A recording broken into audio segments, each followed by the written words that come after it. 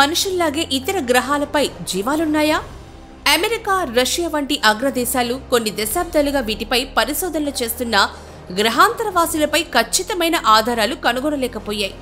అయితే ఆకాశంలో ఎగిరే పల్లెలు లాంటి వాహనాలపై తరచూ గ్రహాంతరవాసులు తిరుగుతుంటారని, వాటిని తాము చూశామంటూ చాలా మంది చెప్తూ ఉంటారు.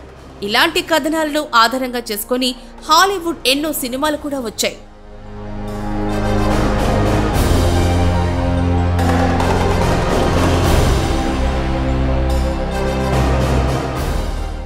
అసలు విషయానికొస్తే అగ్రరాజ్యం అమెరికా గగనతలంలో కొద్ది రోజులుగా అనుమానాస్పదంగా ఎగురుతున్న వస్తువులు కలకలం సృష్టిస్తున్నాయి.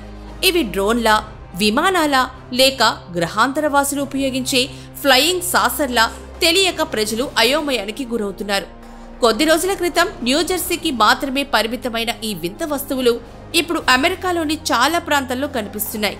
దీంతో దర్యాప్తు సంస్థలైన FBI, department of homeland security రంగంలోకి దిగాయి.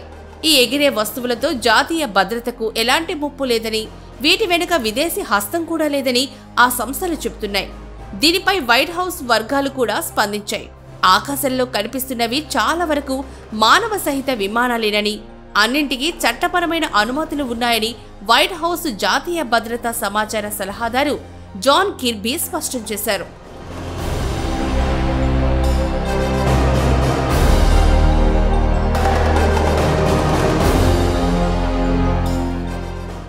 ఓవైపు UFO వార్తలను అమెరికా ప్రభుత్వం కొట్టిపారేస్తూ ఉండగా, ప్రజలు మాత్రం వీటిపై ఆందోళన చెందుతూనే ఉన్నారు. ఆకాశంలో సంచరిస్తోన్న వింత వస్తువులకు సంబంధించిన దృశ్యాలు సోషల్ మీడియాలో వైరల్ గా మారుతున్నాయి. చాలా మంది వాటిని వీడియోలు తీసి నెట్టింట పోస్ట్ చేస్తున్నారు.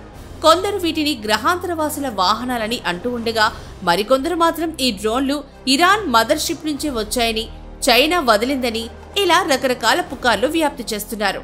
అయితే డ్రోన్ ఆపరేషన్ల కోసమే ఇరాన్ ఉపయోగించే మదర్షిప్ నుంచి ఇవి వచ్చాయంటూ వస్తున్న రూమర్లను అమెరికా రక్షణ శాఖ కొట్టిపారేసింది.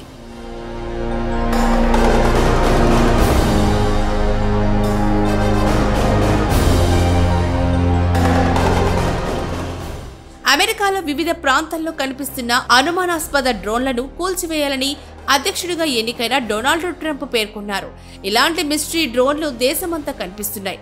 ప్రస్తుత ప్రభుత్వానికి తెలియకుండా ఇదంతా జరుగుతుంది అంటే నమ్మశక్యంగా లేదన్నారు. వీటిపై ప్రజల్లో నెలకొన్న అనుమానాలకు ప్రభుత్వం క్లారిటీ ఇవ్వాలని, లేకపోతే వాటిని కూల్చేయాలని ట్రంప్ డిమాండ్ చేశారు.